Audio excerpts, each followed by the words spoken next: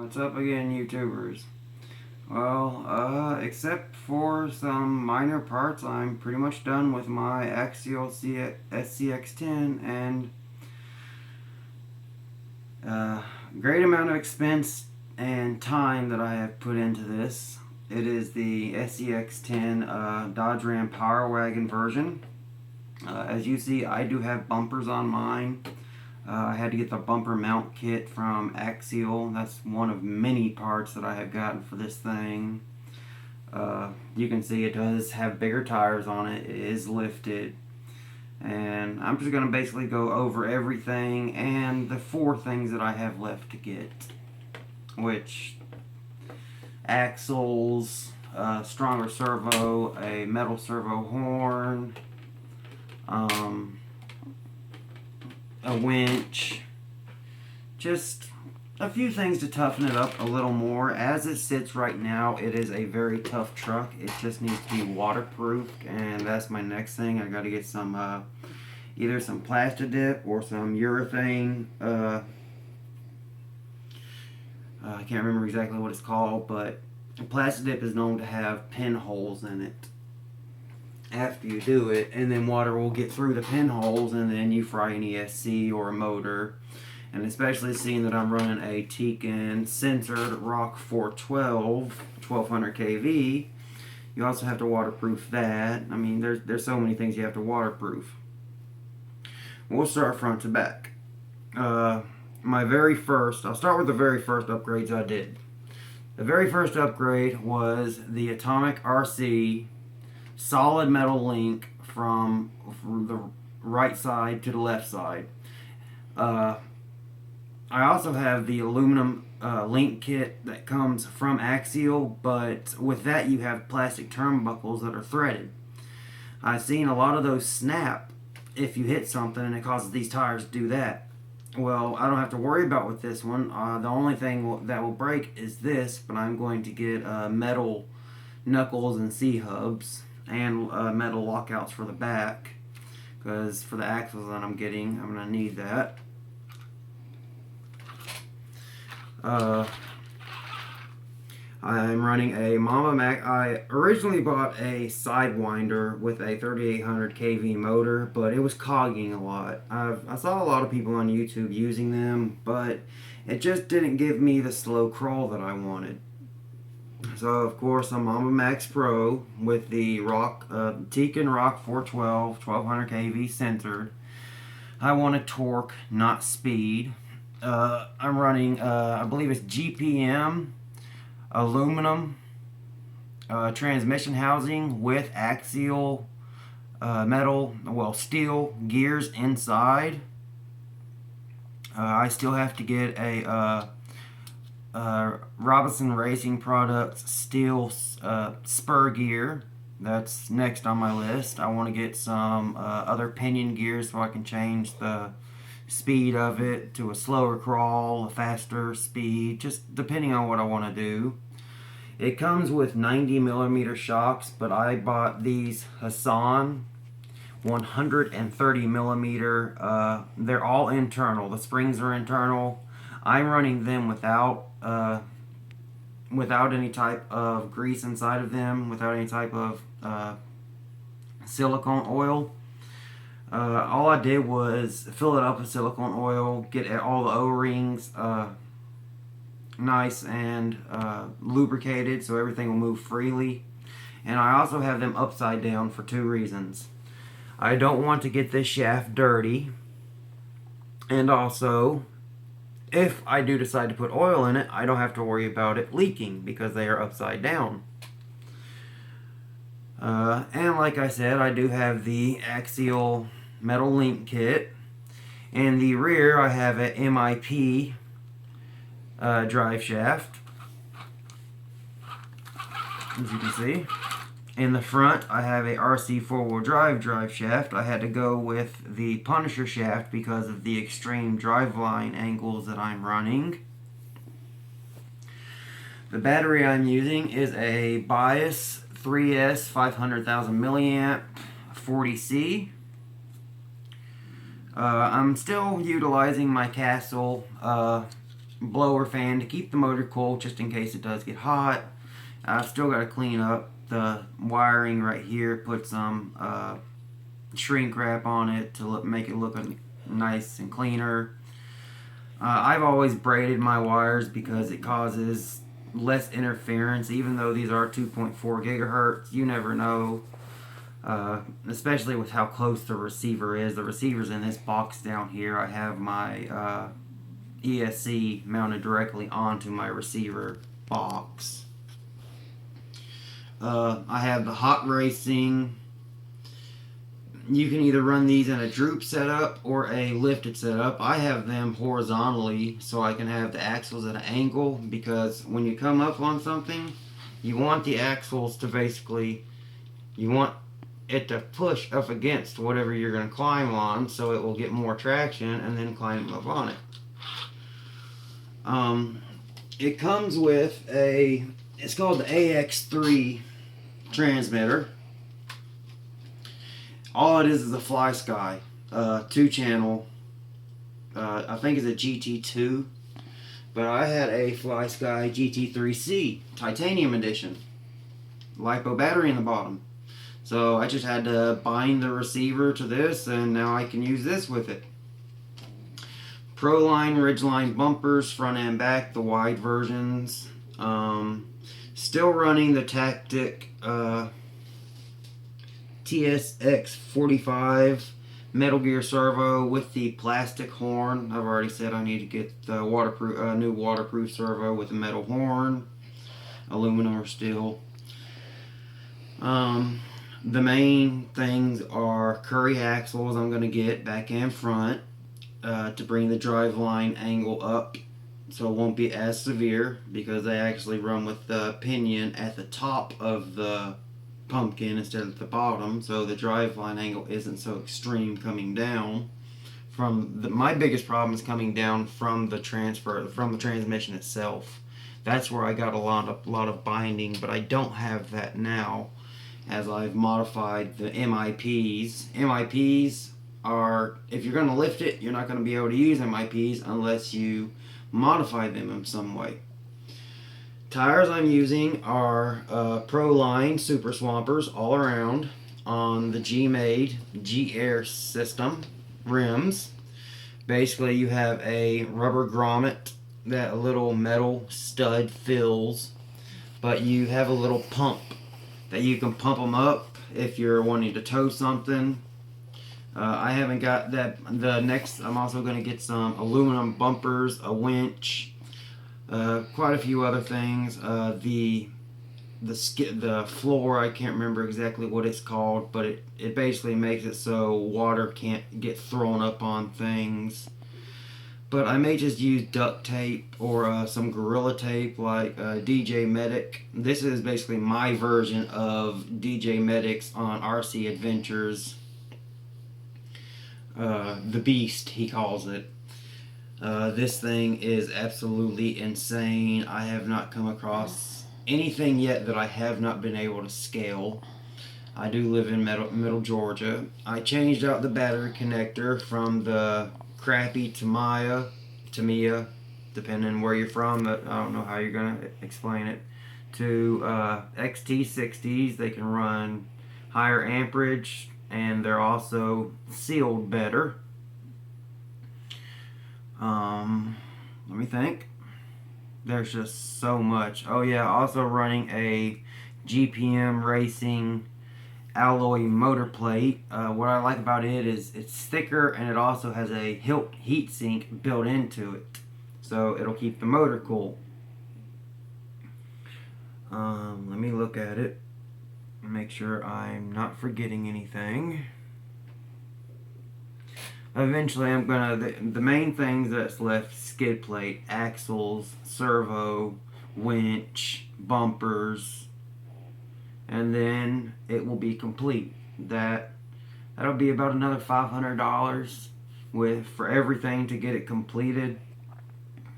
And I do want another Punisher shaft for the rear, because the MIP does still bind a little, not all that much, but I have these, the 130 millimeter shocks and a half droop half lift setup. So the I get an extreme amount of axle articulation. So I'm all four wheels are always touching the ground. In each wheel, I got some sticky weights, 0.25, and at every corner, there's 4 corners, I put half an ounce. So each tire has 2 ounces of weights in them to lower the center of gravity. I move the battery from the front to the back to balance it out, because if it was still on the front, it would do a nosedive. I didn't like that setup, and especially with the weights and the wheels now, I don't have to worry about it. Just to show you all the parts, a box full of parts. Proline tires with MIP, the extra MIP drive shafts. All the extra parts, all the stock parts. I have, except for the frame and the axles and the skid plate, I have changed just about every single piece on this. I still got to get some metal. They're not really a necessity, but I still want to get them, and I also want to get basically it ties the shock mounts together. Basically it's a steel rod that goes across, but I'll have to get a hoop one for the back to go across the battery. The body, I'm eventually going to take this off, and they make a basically it's metal, and you can put it on the back, and there's a place for a spare tire that you can put it. It'll put more weight on the back, and then I'm probably going to move the battery back up front if there's room. Probably not, now that I have the ESC moved up front. Yeah, the ESC's got to be waterproof, the motor's got to be waterproofed. That's just about it. A lot of people say you can't use lipos waterproofed. Well, there was one time when I was flying my Phantom, I was on a dock. I was way out over a lake and I lost track of it. Well, I had to hit the emergency button. Oh shit, I lost it. And it began to come back. Well, it tried to land in water. I dove in with two 2600 milliamp hour batteries in my pocket. Both are still working to this day. They were completely submerged. And I fly with them. That should tell you they still work. So, for those who are out there who are a little worried about maybe getting a little splash on it, I mean, I'm never going to run this thing completely underwater, but I'll get water up to about right here. Just keep it realistic. That's the biggest thing with these things. Keep it realistic. I know most people are going to think 130 millimeter shocks, damn, that's 4 extra centimeters. That's going out of scale. Just a little bit. But it's also giving me the ability to articulate my axles so much more. There's really not much more to say other than that. I will say this: if you're going to add MIP drive shafts and you have one of the newer ones, one of the newer SCX10, you have a dust cover for the spur pinion gear. You're gonna have to, I use my Dremel, but you have to clearance it so that drive shaft will fit, because it's got a rather large bell housing where the CV joint is. Let me think in my head all the things that I got for this. So now I have an extra 1410 Castle motor. I don't know, I'm probably going to put this in a vehicle that I have that's only rated for 2S, because it's a 7700 kV motor. I like to use 3S batteries, and these are also, they don't cog as much. The 7700, I've noticed they cog a lot more. And that's in my touring car. It's an ECX Drift Star that I actually converted from Drift over to touring. I also have an HPI actual drift. No, it's HPI RS4 Sport 3 drift that I put a Castle MMP Mamba Max Pro with 3300 kV. It came with a 7700 kV, but like I said, I prefer 3S over the 2S. So it was running too hot with a 3S setup, so with 3S setup, so I had to go to 2S. And especially seeing I'm using the Sidewinder, so I have extra motor.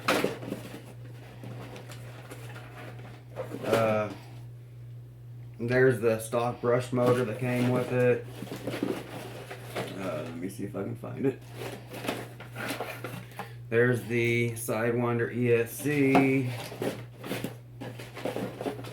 Mamba Max Pro. I do have Axial bead locks that I'm running. The G-Made tires that came on these rims, that's what I'm running on these bead locks now. Here's some more weights that I can add to the tires. If you buy the Mamba Max Pro, you get this. It gives you a free Castle link. I didn't know that was going to happen, so I went ahead and bought a Castle link. I just like Castle stuff over Tekin because Tekin is very expensive. And you can get Castle products for, like this right here was $108. The motor was $167 with tax. So that should give you a little idea of, yes, Tekin is very good stuff, but I can do the same and a little more because Tekin doesn't have the cheat mode. Quite a few extra things that you can get through with the Castle Link software. The only thing that sucks with the Castle Link software is you have to completely take off everything and get to the ESC wire that plugs into the receiver. You have to get to that just to update your software. So, but I will be putting some of this stuff for sale up on eBay. I'm keeping the Castle stuff. I will not sell that, but like this brush motor and ESC, I'll be selling that. I'm not going to be, well, no, I may use that for something eventually. I don't know. Just all depends. But this has been a very fun build. I will say one thing, when you go to do the metal link kit, you're gonna have to put aside about 2 to 3 hours because you have to assemble every link, and then completely disassemble the entire truck, put the new ones on, so it takes quite a while. But other than that, that's pretty much how it sits as of right now. My version of the Beast from RC Adventures. Like I said, just gonna get metal bumpers and more metal stuff to make it tougher, and then it'll be done. And then slowly, as things break, I'll see, okay, that needs to be toughened. The reason I've done most of this thus far is I've read, this breaks, this breaks, this breaks, this breaks.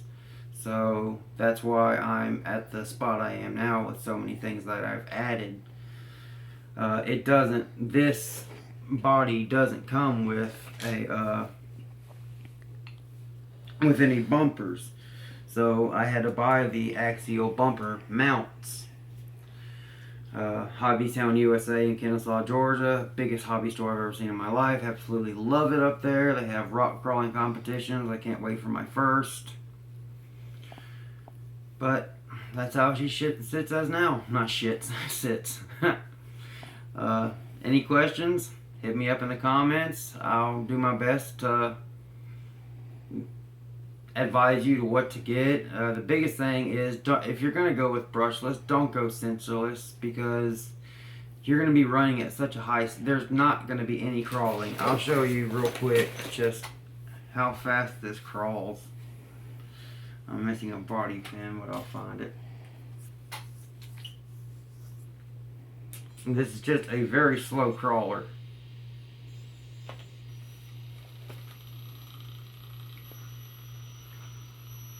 brushless.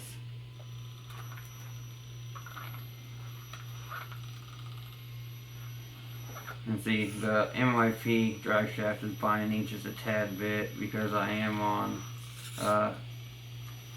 quite soft ground, so it's not really, there's not enough weight pushing down because I'm mainly running a droop setup. But that's it as of now. Any questions, comments, likes, dislikes, subscribe. You'll see more of this because I'm definitely not done. I have 4 more major RC vehicles that I want to get: the Summit, the E-Revo, the E-Max, and the Holy Grail to me, which is the Losi 5T. And then I'll have all the RC vehicles I've always dreamed of. Oh yeah, I also want a rally car. But that's it for now. Until next time. Peace.